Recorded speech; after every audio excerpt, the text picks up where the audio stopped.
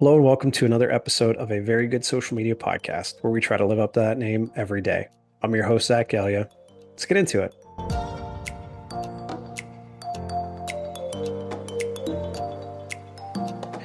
So today's episode is one I've been looking forward to for a long time. Guy who I've followed on LinkedIn for even longer and learned a lot from, but Jacob Shipley, who's the head of social with Benzinga, just someone who, if you've been on LinkedIn, you follow social media people, his name generally pops up. And it's always great advice. It's always great insight. And it was just great to be able to sit down and talk to him about, how he got into the industry, the challenges that he faced along the way, and honestly, just learn from him, whether that's developing strategy or how do you grow a brand from nothing to something, and how do you activate with your followers, and how do you provide value for your brand and the people who you're trying to target as customers. So a lot of great stuff in this episode. I can't wait for y'all to listen. But without further ado, I'd like to welcome Jacob to the show. Awesome, dude. Thanks for having me, bro. Absolutely. Yeah, and it's funny like being able to finally sit down and talk to, people who I've basically just met on LinkedIn and like followed for so long, and like always look to you, look to a couple others on the platform for advice, and about just anything and everything. So it's always nice to put a face to the name and get a time to chat. Yeah, totally. And it blows my mind to hear that because you're definitely one of the people that I've always like looked at on LinkedIn. And I'm like, man, that guy knows what he's doing. And so, yeah, dude, I love it. Well, at least I'm putting on a good face at least, because I don't know if anyone knows everything what they're doing, but well, cool. Well, honestly, the first thing I like to get into is just your journey, how you got to where you are, as far as you want to take it back, and then kind of going over what you're up to today, and how it all kind of came to be. Yeah, sure. I went to college at the University of Missouri. They're known for their journalism school, so I was at the journalism school. Pretty quickly realized like there's not a whole lot of money to be made in traditional journalism, so I studied advertising in the journalism school. And then when I graduated, I did some marketing communication stuff for the ag school. And that was an incredible job. Absolutely loved it, working with like just cool people doing cool stuff, and had a blast. And my wife was still in college when we got married. And so we knew we didn't want to stay in Columbia. It was an awesome place to go to college, but not, I mean, we just wanted something new. We were like 21, 22, just married. Like, let's get out of here. Let's go do something. And so I applied for like, I mean, no exaggeration. I think it was 197 jobs just across the board, just like trying to like throw a bunch of dice and see where it landed. And over the course of like 8 days, we had four interviews. And so we flew all over doing those interviews. And the one that stuck was in Oklahoma City doing social media for YouVersion, which is the Bible app. And it's owned by a local church based out of Edmond, Oklahoma, right outside Oklahoma City. And so I was their first social media hire. They'd had social media accounts, but nobody like just dedicated to YouVersion's social presence. And honestly, like I had no business even reading the job description, was wildly unqualified. But they brought me down, they interviewed me, and then we just like the cultural fit was there. And they really believe like we can teach people skills, but we just want people that are like on board with the mission. And so I spent 2.5 years there, really just learning from absolutely incredible people doing incredible stuff in the social media world. And I think that really framed how I think about social, just because it was, I mean, we were part of a church and it was a nonprofit app that just gives everything away for free. And so we were all about just like providing value. We never sold anything. We never tried to get people. I mean, we did like fundraising stuff sometimes, but it was very like, it was just how can we just add value and make our followers' lives better? And so that was our only goal. And so for 2.5 years, that's all I thought about was like, how can we make our followers' lives better? And so as a result, our audience grew pretty quick. And my wife and I got pregnant, and we quickly decided we'd really like to live near free babysitters. And so her parents had retired to Northwest Arkansas. So I started applying for jobs in the Northwest Arkansas area, landed a job with Tyson Foods. And I mean, nothing but great things to say about my team was incredible. I think it was a bit of a culture shift going from, YouVersion, it was like you have an idea in the morning and it's live by lunch. It was just very, very fast paced, small team, startup kind of feel, very innovative. And then Tyson's obviously like a Fortune 100 company. And so just different pace, different processes that I wasn't used to. Learned a ton. And then as of about 8 weeks ago, 9 weeks ago, I took a role of head of social at Benzinga, which is a financial media company based out of Detroit. And so I'm working on the social, overall social strategy, vision for social media, and helping, the channel owners kind of execute day to day. That's awesome, man. Well, so many different things resonate with me in that story. One being the free babysitters. I feel that in my soul. But basically, like when you're talking about, applying for hundreds of jobs, like I remember going through that process. Like it was, um, I mean, first trying to get into the industry, and then once I had my job in NASCAR way back when, it was like I finally got my feet kind of underneath me, and it was like, this is what I want to do. But then it was like, all right, now what? And I remember just application after application and interviews at different places. And it just was like, I had no necessarily idea where the next step was, but I was like, I was always looking. And it was so like not daunting, but just difficult knowing like you want to take that next step, but you didn't really know what that next step was.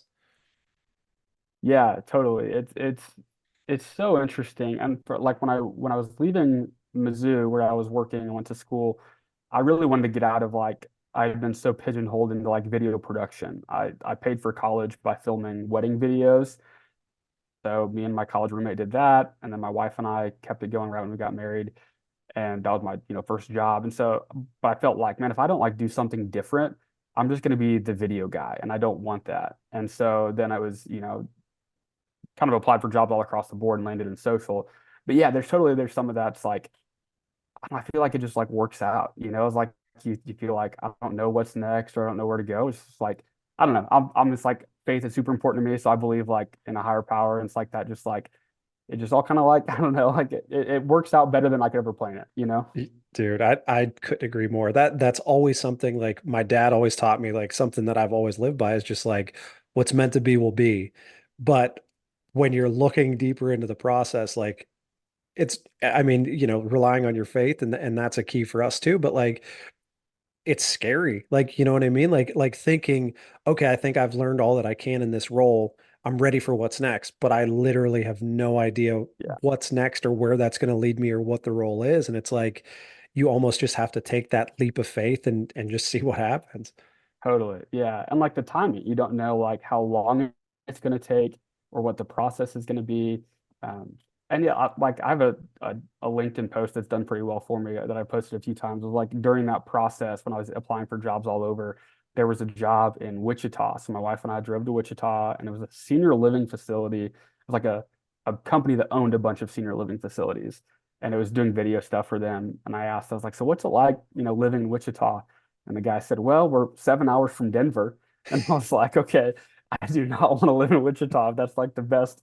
And no shame on Wichita, but it's just like part of that is like you just don't know anything. And so it's like I don't know where I'm gonna live. I don't. And we moved to Oklahoma City without knowing anybody, without knowing, no friends, no family. But there's part of that's just like that's what makes it fun too. Is like you figure it out. That's true, man. That's like, well, one, that dude did not sell Yeah. Wichita too hard.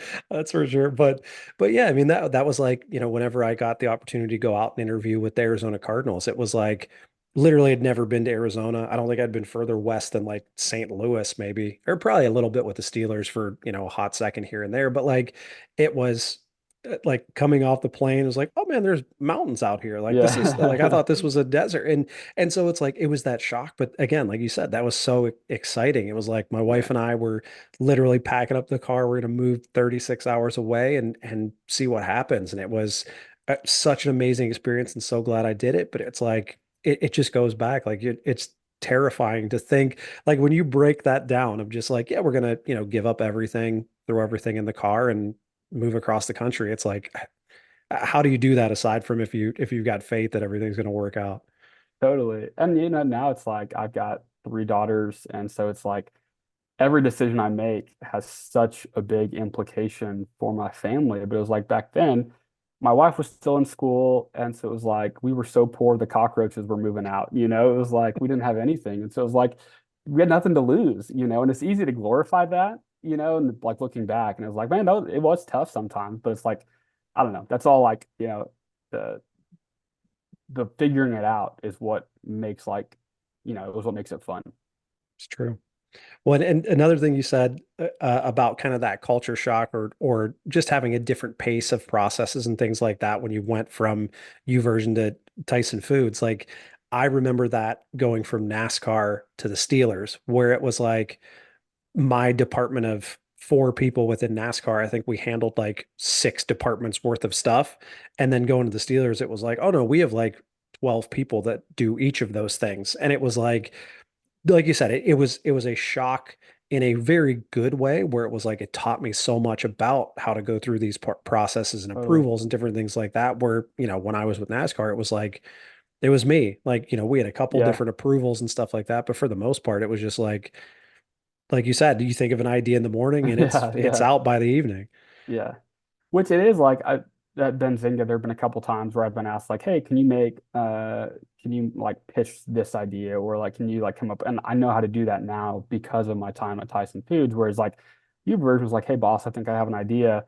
All right, ship it. And so like I didn't that was so fun and we grew so fast, but I didn't flex that muscle of like learning how to showcase the ROI of what we were doing. There's so much that I wasn't learning. And so like wouldn't trade my time at either of those places for anything just because they taught me wildly different skills. Yeah, and you learn so quickly. Like analytics, when I first started, it was just like it was like the bane of my existence because everyone was always like, "What's this number? What's this number?" And it's like, well, Yeah. it's not about the number exactly. Like there's so many other things that go into this. So it was like you're not necessarily analytics like averse it early on, but it was like it was something that I wasn't using to my advantage enough. And so like as I continue to grow and learn in the industry, it's like those numbers work to your advantage. Like you want to be able to tell those stories to show that ROI, to show the impact that this stuff has to those people who think like numerically rather than just like, oh, this video was really cool. So it's like you trying to not necessarily justify the content that you're producing, but like making it kind of globally understood that it was either a success or a failure or somewhere in between. Yeah. And I mean, YouVersion was like our content was, like we were the Bible app. So our content was like pretty fixed, right? We're going to pull from, we open the book, we copy and paste from the book and we post it. There wasn't a lot that was changing. And so, um, but yeah, I think that was more of like I was a team of one essentially like doing just social stuff.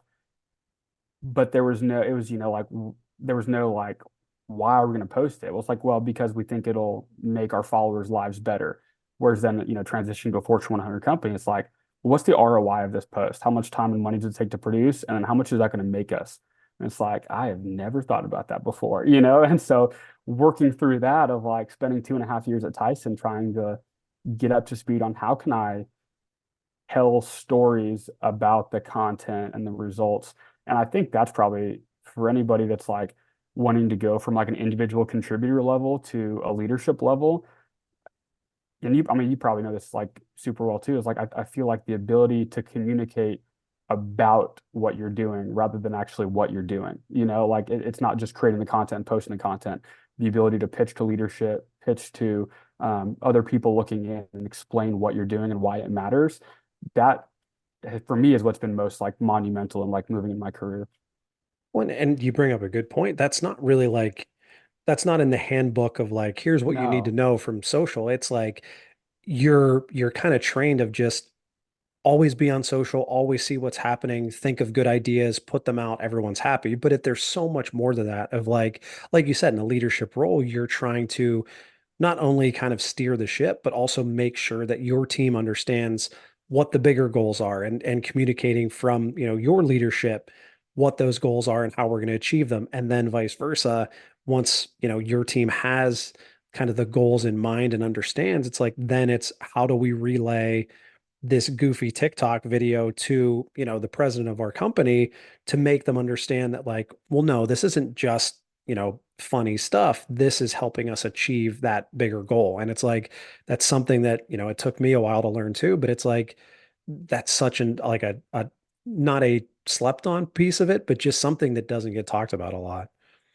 Yeah, for sure. Like honestly, kind of we talked about like how you just like it just works out, like I had no idea what the role at Tyson was going to be, and it wasn't what I thought it was going to be, and it taught me something like that, like wildly different, just because of the culture there is like there was a lot of like pitching and explaining, which like I didn't expect that at all, but because of that, yeah. So I feel like even then it wasn't like I didn't have a master plan. If I'm going to go to Tyson Foods and learn how to pitch and so that I can position myself well for leadership roles, it was just like that's where I found myself and I happened to figure that piece out. So yeah, it's funny how that stuff works out.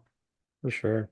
Well, yeah, and I mean, and two qualities, like everyone always asks, like anytime I'm hiring or anyone who hits me up for advice and stuff, it's like, what are, the most important qualities that, not necessarily that I look for, but most important qualities to have in this industry. And like two of the ones I always bring up are organization and communication. And it's like that's definitely not the first thing that would come to mind when Yeah. it's like you're looking for a social spot, but it's like it's so important. Like if you could have the greatest ideas in the world, but if no one knows that they're happening or why they're happening or how they help achieve the goals, or just the fact that how do you organize all of these thoughts into a way that then you can pitch to someone, or organize these thoughts or this goofy idea into a way that then you can work with others in your team to make these things happen, and then putting together your content calendar and what platforms they're hitting and what lengths and sizes and all this stuff. Like there's so much that goes into it that, I mean, even to this day, like I'll talk to,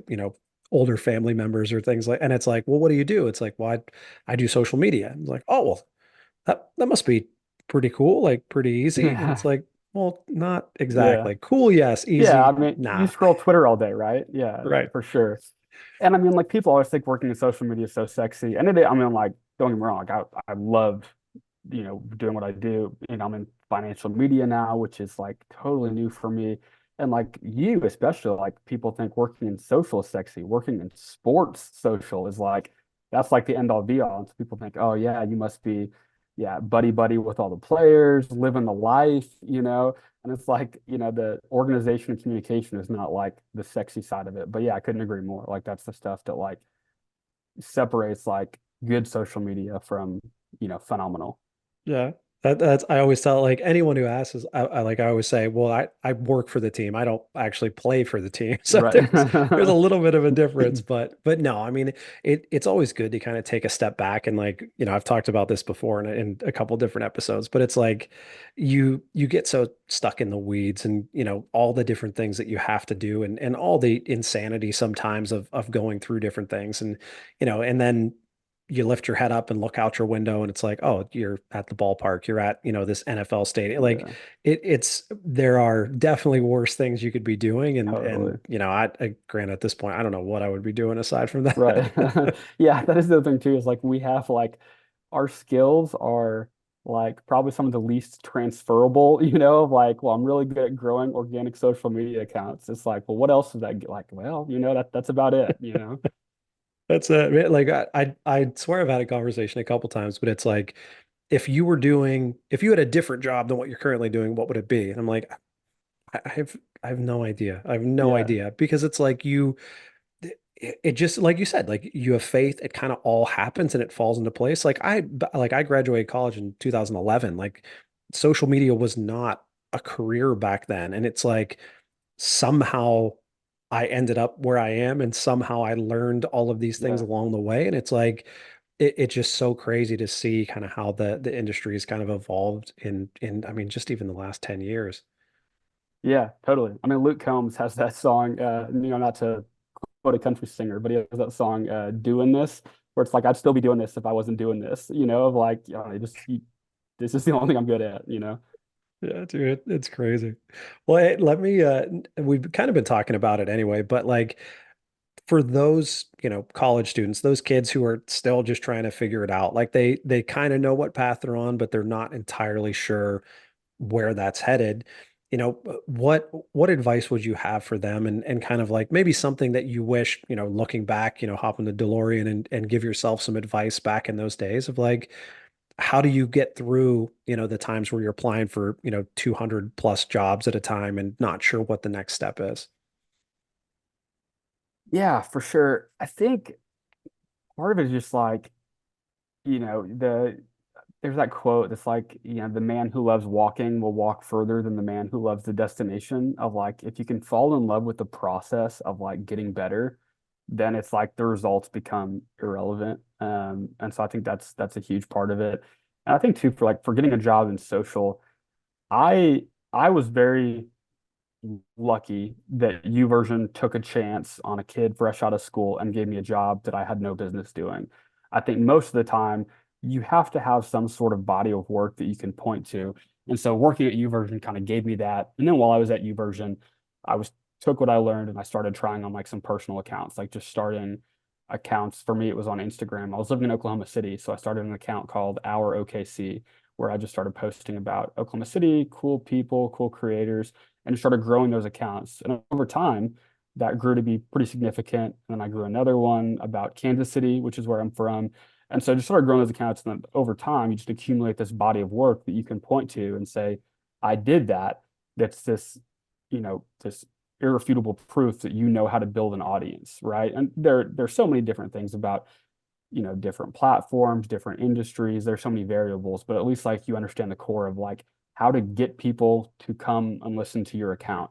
And so I think for somebody that's just like applying for jobs is in between applying for jobs, just create an account where you just try to like make somebody's life better and then um, grow a following where you can point to that and say, this is what I can do. And I think that's a better seller than any resume. It's so true. Like that, that's such a great point. Is just there are so many opportunities out there where financial gain is not really the end goal. I mean, granted, like I'm well aged in this industry at this point, but like this podcast is a great example. It's basically just a hobby, making $0 from it, but Yeah. just something that's like, if an employer's ever looking for someone who's hungry or understands the industry or can at least hold a conversation for an hour about the industry, like this is a great example of that. Like it's not anything that's necessarily benefiting me now aside from being able to, reach out and talk to people like you and learn from you and your journey and your advice, but like it's stuff like this that makes our industry so great where it's like I just do stuff. Like you said, like Totally. great advice is just keep going. Like there's so many opportunities where like you said, create an account. Like if you think, this next opportunity that you want is going to be steeped in TikTok and editing and understanding, make a TikTok account and figure out Yeah. how to do that. It's like they're, on the job training without actually needing the job to do it. Yeah, totally. And I think for me too, there's like when I was at YouVersion, um, I started toying around with LinkedIn and started picking up some like freelance opportunities. And that's like the golden ticket if you can get to where you can get paid to learn on like accounts in other industries and other areas. And, obviously you want to be able to drive results for them. But that was huge for me too, was like if you've grown one account, that's awesome. But if you can point to 12 accounts and you say, I've had a hand in all of those, that becomes, all things equal, an employer or a freelance candidate's going to go with the person that's got the wider, deeper experience. And I mean, like diversifying kind of the industries that you're Yeah. into, where it's like, I mean, for me, like it's been sports for the longest time. So it's like, if I were to ever look outside of sports, I think there's probably a lot of proving that I could do that. That would make sense. But if you're, like you said, if you're looking at, you know, trying to create these accounts or finding freelance work and kind of spreading your wings and tackling a bunch of different industries and showing like, well, no, like just because I did this on, sports account X, I can also do it for, this brand who specializes in, scooters or this Yeah. brand who does that. And it's like, it shows that your skill set and your knowledge base is so varied and transferable that like you said, it's more attractive to anyone who's looking for someone like that. Yeah. And I think if you can tell that story too, of you can build an audience, you can find out what the audience wants, create content that draws them and engages them. I don't want to say it becomes plug and play because that makes it sound easy and it's not easy, but it is simple. It's not easy, but it's simple in the sense that like you figure out what the audience wants and then you give that to them, right? And that's obviously a very, very like complex thing, but then that does translate, between industries. And if you can do that a few times and tell that story of like, I understand the process that will apply to this industry. Your industry is not, you probably think it's super unique, but it's not so unique that it defies the laws of human nature, right? We give people content that encourages them, entertains them, inspires them, and it will grow an audience over time if we, invest in that for the long haul. When and we've kind of talked about like the creating of content, the understanding of how it performed and continuing that journey. But you bring up a great point too, is like the initial stage is listening and understanding and knowing like this is something that, I dealt with going to the Steelers. It was like I was a Steelers fan my whole life, but I didn't necessarily understand from a content perspective what fans were looking for. So it was like I almost had to reintroduce myself to my own fandom to understand how do you create content for the people who are looking for this. Then going to the Cardinals, where I didn't know anything about the Cardinals, and understanding that just because I produce content for another football team doesn't mean that that content works Yeah. in the desert. So it was like trying to learn and understand, and then coming back here to Pittsburgh, like obviously been a Pirates fan all my life, but like again, knowing that, I've created content for NFL franchises for the last 7 years, it was a big swing trying to then move and figure out, okay, well, I understand content like we were talking about. Like I understand content, I understand the framework, I understand what we're trying to accomplish, but like how do we do this that speaks to Pittsburgh baseball fans instead of Pittsburgh football fans, Arizona football fans, Michigan NASCAR fans? Like the listening side of things is so, so important that like none of the other stuff can happen until the understanding of who you're talking to makes sense. Yeah, absolutely. When I was at Tyson, the division I was working in was like food service. So selling into like school cafeterias, restaurants, so like when you think about like your mom and pop like restaurant, well, they're buying from a distributor, but that distributor is like buying their food from, all these big companies like Tyson and, all those. And so how do we sell into that? And so like my end customer was like kind of the vision I created of him was like he's got tattoos, probably like an ear piercing, lip piercing, and he's smoking a cigarette by a dumpster on his smoke break at 11 p.m. before he closes up the kitchen, right? Like I've never been that person, but I need to understand that person if I'm going to create content that resonates and, ultimately like ladder back up to ROI. If it's going to produce ROI, it has to be valuable to the audience. So I need to understand. And so like, yeah, I think that's talking about like skills, organization, communication, but also the ability to understand people that you're not, like people that are in a different industry, different profession, who have different interests, and the ability to understand like what do they want, what do they hate, like what makes them.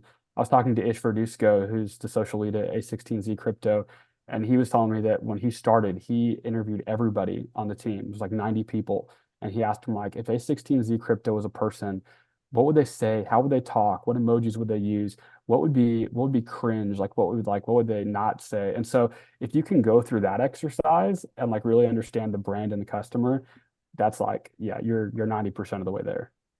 Well, and you bring up a great point too, is like not only understanding the customer that you're speaking to, but also understanding the brand that you're working for Yeah. and the voice that you need to create to connect to, the fans and the consumers. And I could go on about this all day, but like there's so much thinking and so much understanding and learning that has to take place before you can just be like, all right, well, let's make this video series and it'll be fine. Everything will work out. It's like, well, there's so much more to it than that.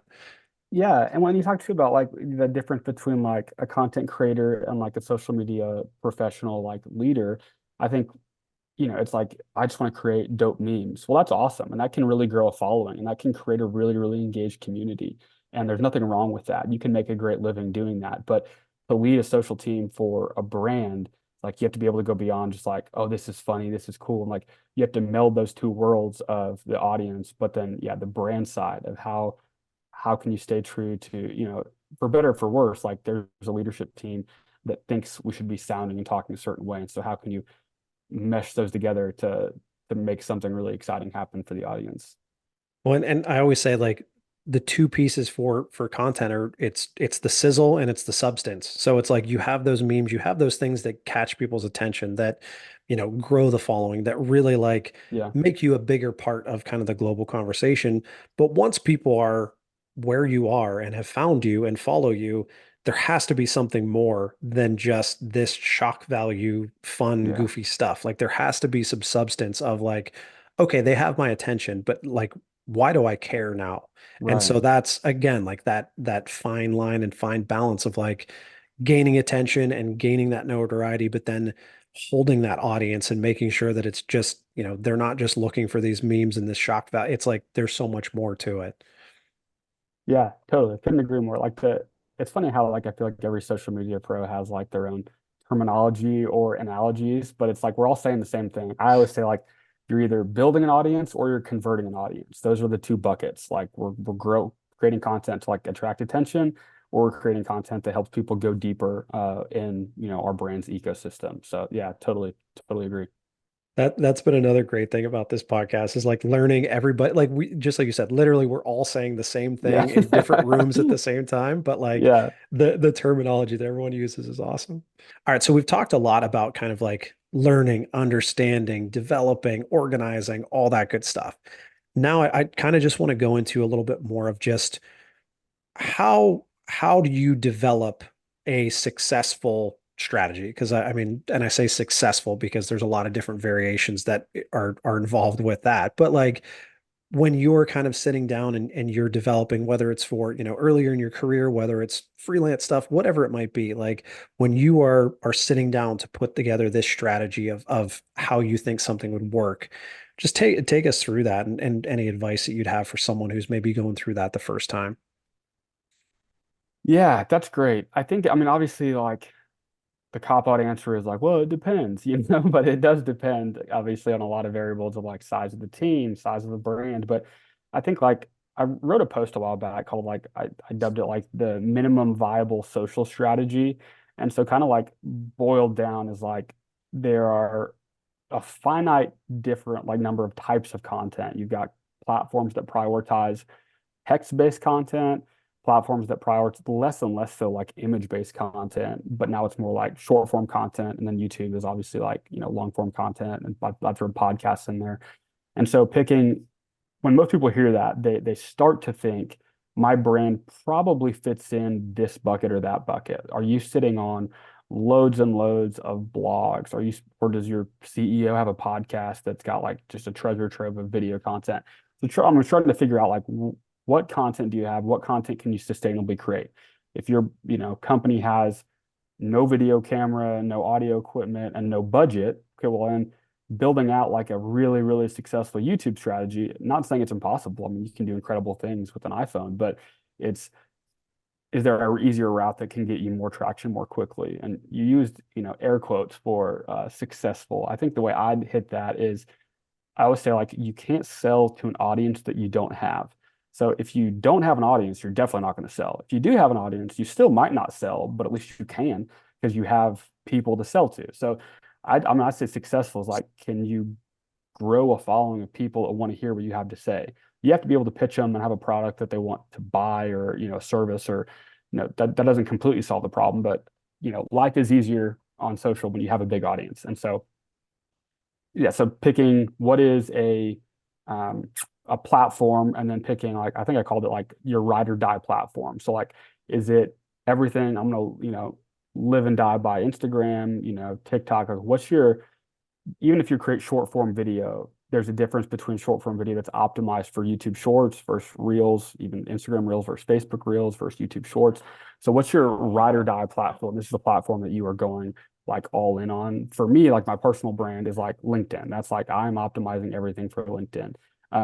Now I cross post a lot of that to Twitter, and so that's like that next step of like you're creating content.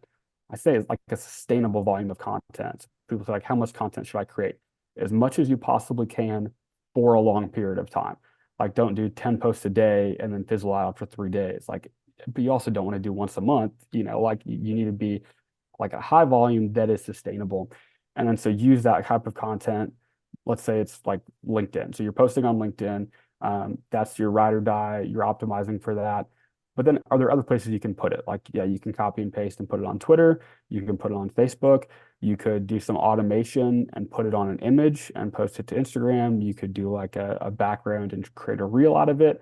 Is that going to be the best performing Instagram reel or YouTube short possible? No, but at least you're putting out content there from the content you already have. And so that's what it's like minimum viable strategy. That's like if I was working for a small company, limited budget, and said like go do social. That's kind of how I'd start thinking about it. There, oh man, so much in there. Again, I so much appreciate it. I love like you can't sell to an audience you don't have. Totally. That makes so much sense. But yeah, I mean, like I just had a conversation the other day with someone overseas who manages, I think it's a basketball team, but like it's very much like the focus was very much on limitations and things that couldn't be done and things that, weren't happening. And it's like something that I always preach is like instead of focusing on what you can't do, focus on what you can do and try and be the best that you can be at that. Like use your limitations almost as opportunities to Yeah. showcase your superpower, whatever that might be. And it kind of goes into what you were saying. Yeah, the senior pastor of Life Church, the church where I worked and attend now, is his name's Craig Rochelle, and he has this quote. He says, "Growth creates complexity. Complexity kills growth." And I just love that because it's like the bigger you get, the bigger the team gets, the more complex it gets, and then you notice everything kind of slows down. And so from then, it's just a fight to like get back to like the volume and the pace that you once were. Um, and he also has a phrase that I love. He says, like, think inside the box. He said, whenever somebody says, like, think outside the box, the next thing they say is like stupid on steroids. It's like, okay, like, let's come back in. It's like based on the box you're in, the constraints that you have, what can you do with what you have? Like, yeah, you can think outside the box and like, but like, focus on like with your parameters, where you're at, what you're doing. How can you excel with what you have? And I love that mindset, that frame of reference.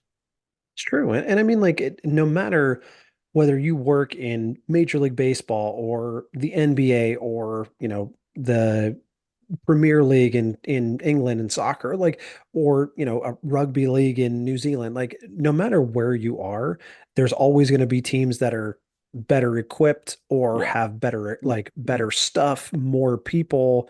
Like, it doesn't matter across the board, but that doesn't mean that they can have more of an impact than you can just because they have more resources. Like that, again, it's probably something my mom and dad taught me way back when, but it's like you have to focus on what you can control and focus on what's in front of you and what you have at your disposal to make good things happen. And like, what did you say earlier? Like all about providing value to, Yeah. your followers, your fans. Like, how can you do that with the tools that you have at your disposal? And like, again, it doesn't make, I mean, I'm sure it makes the job probably a little bit easier, but it's like if you have a billion people and all the equipment in the world and everything that you need, like there's still going to be challenges. Like there's Totally. still like that team's not going to communicate probably as well as the smaller team. Like Yeah, that team is probably not going to be able to mobilize and capture something quickly and turn it around, in a way that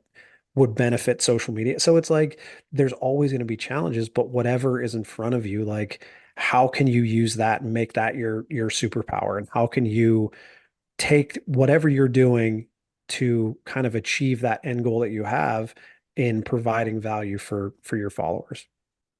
and yeah, I can almost guarantee there is a social team somewhere that's probably looking at your team thinking, oh, if we only had the resources they have, and so it's like It's true. kind of helps with perspective, but also like the things that really drive, like the reason that one person teams can start an Instagram and grow up from 0 to 1 million, like they can do that because like what really drives growth isn't expensive. It, I mean, it is expensive in the terms of like time and effort and energy. But it's like, you know, community management, talking to your audience and your fans, that's free. You don't need $100,000 a year software to do that. You don't need a photographer, a videographer, a copywriter, a graphic designer. You just need like a person who cares about their audience. And so for a long time I thought community management was a really incredible tool from going from 0 to 1,000 and maybe even 1,000 to 10,000. But I mean, definitely not 10,000 to 100,000 is like that's just content. But seeing brands like C4 Energy is like crushing community management. They're a giant brand. Dude Wipes, crushing community management and using that as like not just like a lever for growth on social, but a lever for sales. I think I can think of the C4's community manager. I think his name's Chandler. Sam Wells is the director over there, and they are just like they post stuff all the time about like how successful their outbound comments are, looking for opportunities to insert themselves into relevant conversations. And they've seen it time and time again lead to sales, lead to raving fans, lead to audience growth. And like that doesn't cost anything. Like it takes time. But I mean, like Gary Vee's been talking about that for since the wine library days, right? Where he would stay up on Twitter until 2 a.m. replying to literally every single person on Twitter that talked about wine, and he would insert himself into those conversations. So it's like the fundamentals are still what moves the needle. Yeah, there are a lot of nice to haves that make your life easier, but if you can, um, yeah, if you can meet the needs and like I keep coming back to the same thing, add value, that's what's really going to move the needle. Yeah, and I mean, just like you said, time is kind of that most valuable resource that you have, right? Like Gary V staying up all night, Yeah, responding to people, like just like you said, it didn't cost him anything but time and like an yeah, effort and being dedicated and wanting it more than anyone else wanted it at that yeah, time. And it's like, and look at the guy, like you still can't open social media for as long as he's been doing it. You can't open any app without him being there with content that fits on that platform that should be there. It's the proper length, it has the subtitles, like yeah, it has everything that you need because he gets it. Like him and his team yeah, get it. They like there is that fine line of being able to just create amazing stuff that goes everywhere. And it going back to what you were talking about earlier of like your sustainable kind of content funnel of what do you have and how can you repurpose it? But it's like for him, everything that he's doing is being repurposed in so many different yeah, ways and different platforms and different sizes. And it all works because he listens and he experiences yeah. it and he gets it. I mean, yeah, and so many people hate on Gary Vee and whatever like about him as a person, but like you can't say he doesn't understand the fundamentals of social media growth. Like, and I think you can scroll TikTok long enough, YouTube, Twitter, and you can find these accounts that found these growth hacks where they grew really, really quickly. They went from 0 to 100,000 or even a million on TikTok in 2020, 2021, and now their videos get 200, 300 views, right? So it's like they grew, but like at some point along the way, and like same thing with YouTube and Twitter, their accounts like it's like social media graveyard of accounts that were massive, but then they failed to keep up with how the not only like the audience was changing, but how the platform was changing. And so I think, yeah, that's like if you how you get an audience is how you keep an audience. So if you grow them with these like gimmicky growth hacks, black hat stuff, it's like, yeah, you might get an audience, you might make a lot of money, but it's like social listening, understanding your audience, adding value. That's like that will like work on every platform every time over the long haul. Sure, algorithms change, platforms prioritize different stuff, but like, yeah, there's a reason he's always around, right? It's because he understands the fundamentals. Yeah, and it's all about like, we've talked about it for a while now, but it's like it's learning. It's just like Yeah, being open and being okay knowing like I don't know everything. I'm never going to know everything, but I totally. know I know where to look. I know what to research. I know where to kind of listen to learn and understand and Yeah, know, hey, this might be coming or this might be coming or maybe we should prepare for this just in case this happens. Like there's so many different signs and places where you can learn where it's like the moment you stop learning, like you said, you grow that, you find this hack, you grow this account to a million, start making money, and it's like, I'm good. Like, I'm just going to keep doing this. That's the minute that TikTok changes, or, totally. Twitter becomes X, or, this channel gets, booted off the face of the earth. And it's like, now what? And it's like, because you weren't Yeah. listening and you didn't see this coming, or you didn't think of a way to kind of keep up with the times, you're done. And that's all there is to it. Yeah, there's a guy named Chris Kerner on Twitter, and he's probably my one of my favorite Twitter follows. It's MHP underscore guy, which stands for mobile home park guy, because he one of his first businesses like buying and renovating and selling mobile home parks. And so, but he's like an entrepreneur. He's just like got a ton of businesses. He's grown a massive Twitter audience. I mean, has tons and tons of businesses that he owns. But he was wanting to grow on LinkedIn. And so he was texting me, asking me for advice. And I was just like, my mind was like, dude, like you have got more money than I'll ever have in my entire life. You've got a bigger audience than I could ever dream of having. And he's asking me, like, I don't have a clue what I'm doing, dude. And he's asking me, like, how did you grow on LinkedIn? What do you think of this? What do you think of that? But it's like, you're right. The people that are growing and keeping their following and like, spreading, like, they're the ones that are like, they'll learn from anybody. Like, they'll learn from me, like I have no idea what I'm doing, but like he was asking me, like, and so like, to me, that was just like so mind blowing. It's like, I know nothing. Like I can learn from literally anybody. And honestly, like you probably have more to learn from some of those people that are like the 20-year-old guy that was just creating TikToks of his football team. I don't know, just like stuff like that. So it's like he probably has an insight into the algorithm that you haven't thought of when you're running a massive brand page. And so yeah, I totally agree. You can learn from anybody. And you said it, it's different viewpoints, right? Like that dude being this huge entrepreneur, made a ton of money, has a lot of different probably business connections and Yeah. people similar to him that he's learning from, where it's like you need to think outside the box. And Yeah. again, like, hyping up this podcast as much as I can, but like being able to learn from, content creators all the way up to, VPs of their respected organizations or teams or CEOs or authors or whatever it might be. It's like being able to learn from such a varied group of people and being able to take from their experiences and what they've done and how they view things. Like you said, we're all having those same conversations, but it's like Yeah. depending on where you come from or what your position is or what company you work for, it's a little bit different. And I think like the more we can all kind of come together and learn that stuff, the better off everyone is. Yeah, absolutely. Well, cool. Well, last thing I want to ask, and this is another thing I like to go into, is just kind of like the process when you come up with this, whatever the idea might be. How do you take that idea from, in your head to on paper to we are now activating it, here are the goals we're trying to achieve, and you get it all the way to the finish line, and now, human beings are consuming this on whatever platform. Maybe just take me through a project that, means a lot to you, or one that you're really proud of. Yeah, I think it differs a little bit when it's just like your personal brand versus a brand account. Because obviously, if there's a brand account, there are more layers of like communication, buy-in, pitching, ROI, like that kind of thing. So exclude that, pretend that doesn't exist, just like the process of like idea to execution. I think one thing that like I'm really proud of, not anything like I did, but a U version, like this was 2020-ish.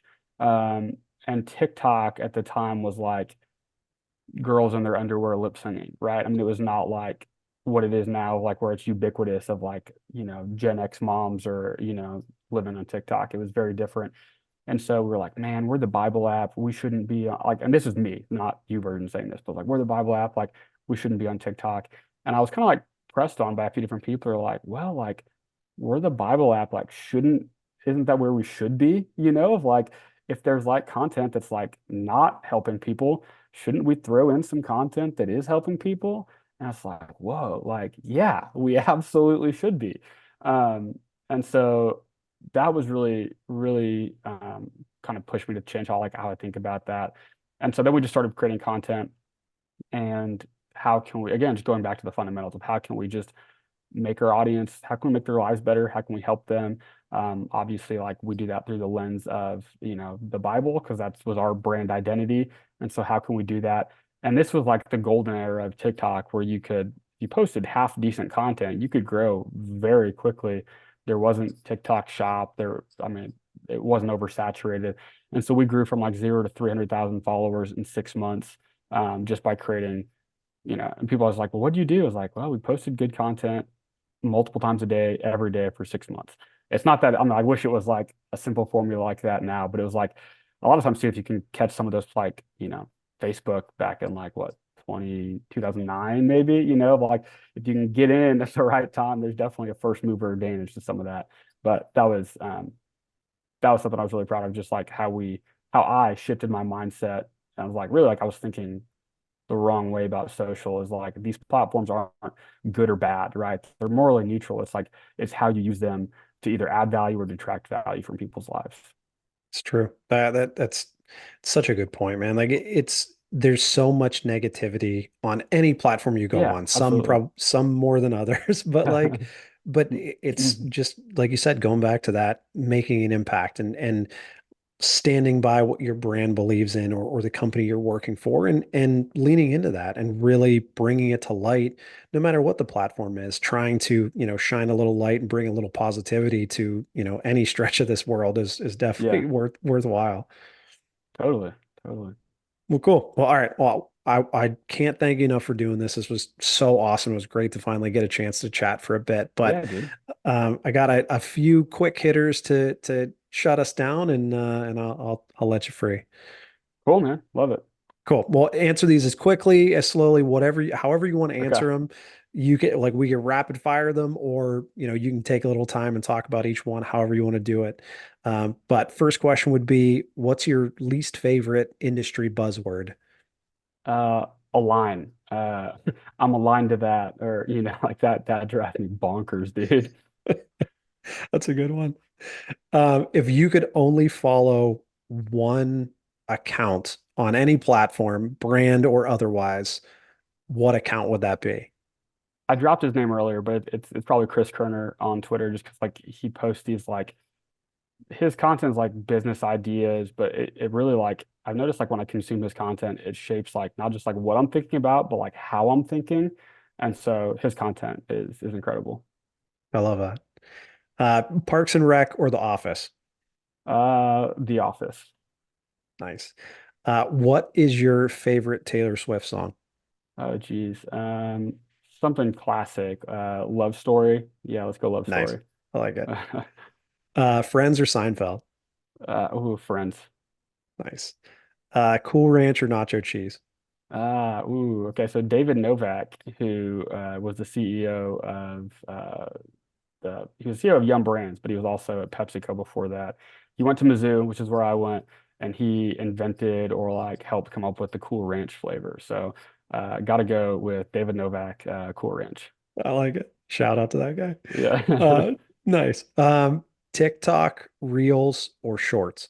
Shorts.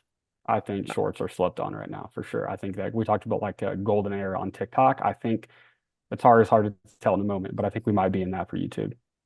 I love that. Uh, Google Plus or IGTV? Uh, Google Plus. Nice. Vine or MySpace? Dude, these questions are awesome. I love these. I'm a little young for MySpace. I think it was leaving when I was coming up. So, but Vine was big, so I'll go with Vine.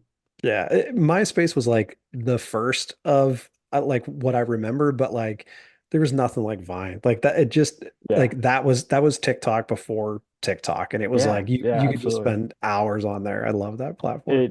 It was like almost before its time. It's like Yeah. that's like it was a little early, but it's yeah, it was awesome. All right, and last one would be rate the finale of Game of Thrones 1 to 10. I I have never seen a single Oh man. episode of Game of Thrones, my dude. So You I don't know, we'll go five. I don't know. honestly, I think that's a pretty fair rating. I think that's pretty Okay, solid. cool. But honestly, it's crazy like this global phenomenon. And I caught on to Game of Thrones late. Like I think I watched maybe the last two seasons live with like the rest of the world, but like it's one of those things where like The Office is a similar thing where it's like Yeah, you assume that every social person at work yeah. because like there's always Game of Thrones. Like when that show was on, there was so much on social at Oh, all totally. times.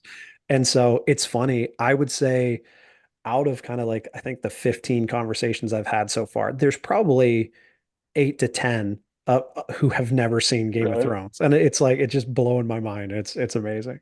I was on a date with my wife at Gumby's Pizza in Columbia, Missouri when the Game of Thrones finale was on. And so there were people, apparently Gumby's Pizza was a hot spot to watch Game of Thrones, but there were a ton of people in there watching it. And I think we were probably the only people in there that like what is going on? And so I saw it on in the background, but yeah, I can't say I've ever paid any attention to it.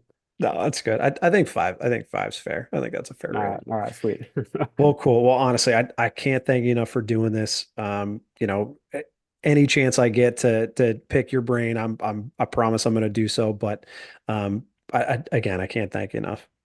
Dude, this was incredible. I had so much fun. This was a blast, dude. Appreciate it. Well, thank you everyone for listening. It's another episode of a very good social media podcast where we try to live up to that name every day, and we will see you again soon.